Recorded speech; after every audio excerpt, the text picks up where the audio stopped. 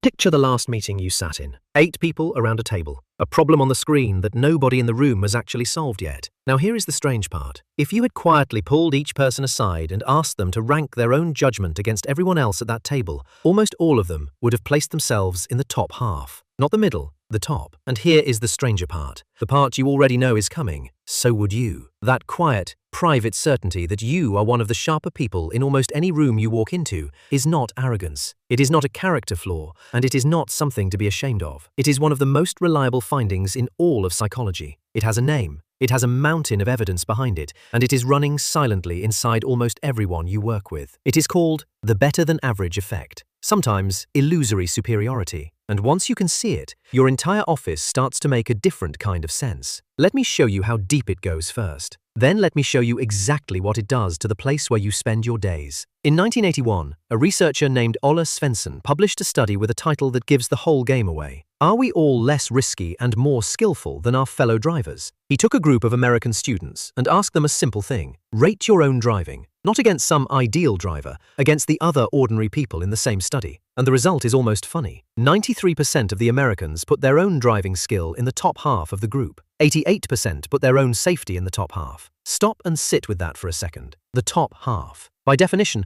only 50% of any group can be in the top half of that same group. That is simply what the word half means. And yet nearly everyone was convinced they were on the good side of the line. Somebody in that study was wrong about themselves, and it was almost all of them at once. Now you might be thinking, fine, drivers. People overrate a skill they picked up at 17 and never thought about again. But it is not just drivers. A few years earlier, in 1977, K. Patricia Cross asked a very different group to rate themselves. College professors. Careful, credentialed, evidence-trained people whose whole profession is judging other people's work. She asked them to rate their own teaching. 94% rated themselves as above average. The people whose actual job is grading could not grade the one person they know best. What does that tell you? The more expert the room, the more confident the room. And confidence and accuracy, it turns out, are two completely different things. The psychologist Mark Alex spent years documenting this across trait after trait. Honesty, intelligence, fairness, cooperativeness. On nearly every desirable quality you can name,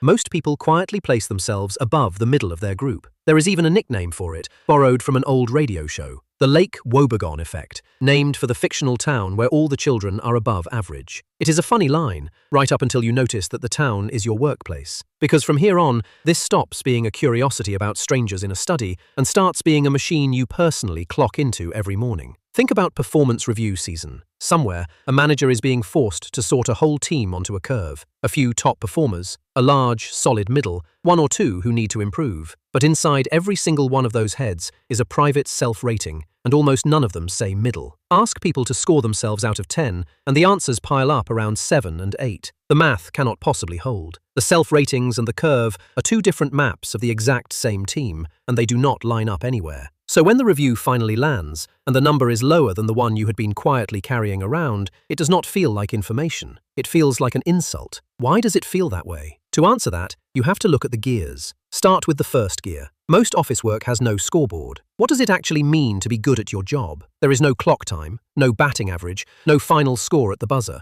And when the criteria are vague, you get to choose them. Quietly, without ever noticing you are doing it, you grade yourself on the parts you happen to be good at. The careful writer decides good work means clean, precise writing. The fast talker decides it means thinking on your feet. Everyone reaches for the ruler that makes them look tall. It is not lying. It is that when nobody hands you an official ruler, you pick up the flattering one lying closest to your hand. Here is the second gear, and this is the important one. You have information about yourself that you have about no one else on earth. You see every hour you put in. You see the email you rewrote 3 times to get the tone exactly right. You see the good intentions sitting behind the thing that came out wrong in the meeting. You are watching your own effort from the inside, in full. But the person across the desk from you? All you ever see is their output, the finished thing they hand over, never the struggle behind it. So you compare your rich, forgiving inside story against everyone else's thin highlight reel. Of course, you come out ahead.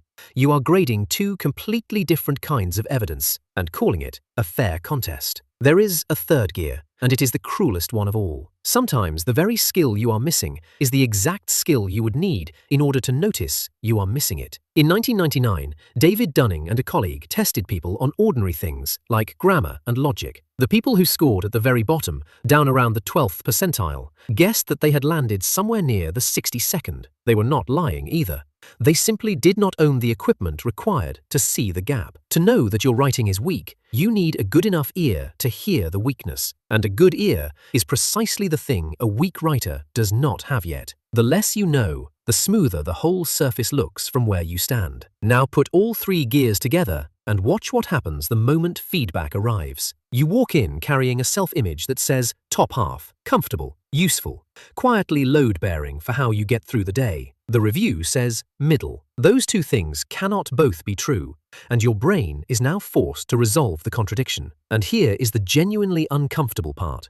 It is almost always easier to decide the review is wrong than to lower the self-image. So you go looking for reasons, and you find them fast. The manager does not really see your true contribution. The metric is unfair.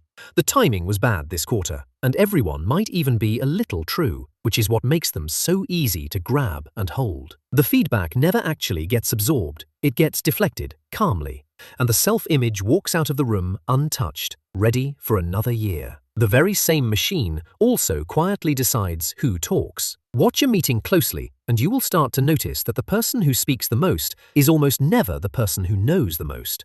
It is the person who is the most sure. Confidence gets handed out generously by this effect, but to nearly everyone, with no check on who has actually earned it. So the room does not naturally surface its single best thinker.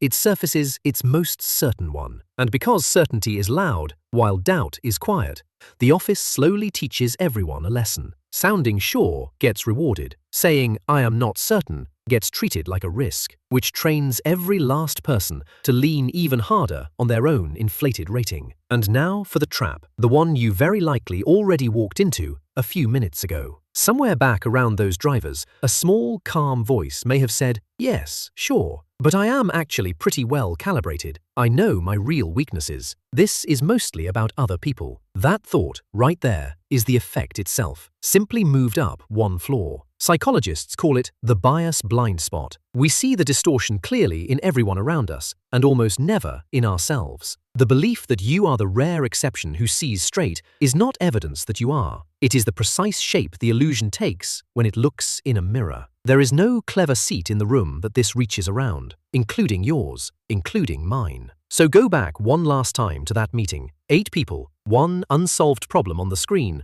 and 8 private little certainties that they are the sharp one in the room. You are never going to fully switch that feeling off. It is standard equipment, installed in everyone, with no off switch. But you can do the one thing that actually changes anything. You can stop reading the room as a table full of arrogant people and start seeing people each looking out from inside their own quietly flattering story, exactly like you are. The coworker who cannot take a single note of feedback is not your enemy. He is you, on a different day, defending the same self-image you defend on yours. And once you can genuinely see that machine running, fairly and silently, in all of you at the same time, the office stops looking like a place full of people who think too much of themselves. It starts looking like what it actually is, a room full of ordinary people who simply cannot see themselves from the outside. You were never the exception, and strangely, that is the most reassuring thing about it.